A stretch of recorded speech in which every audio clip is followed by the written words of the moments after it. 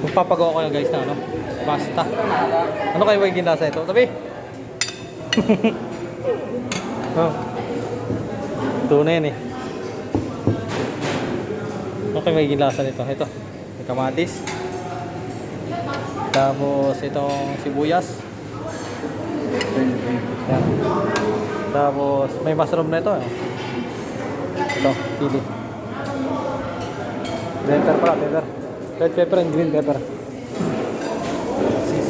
Dito, lagay ko muna dito. Ito. Bawang niyan, bawang. Kamatis. Sibuyas.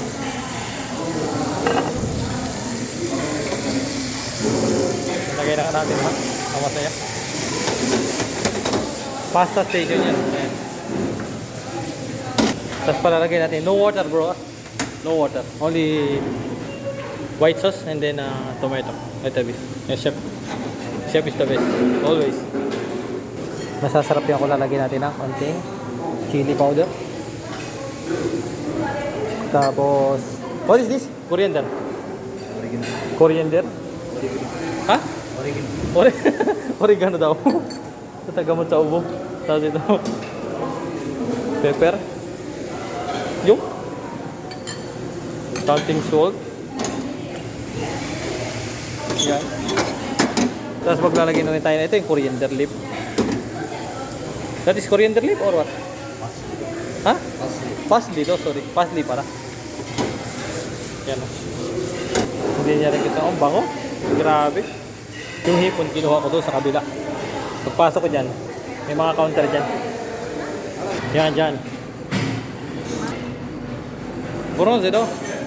Tapos, white sauce only. White sauce and tomato sauce. Yep. Tomato, yeah.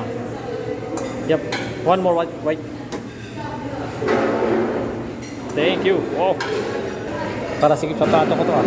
Kukuha nga ako may bagong plato. Ayan na.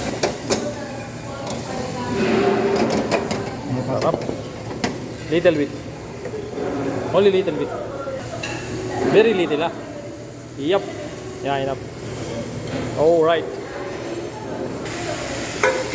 Itong tubig. I think fine na. Sasali daw. Ayan, sasali na. Sabi.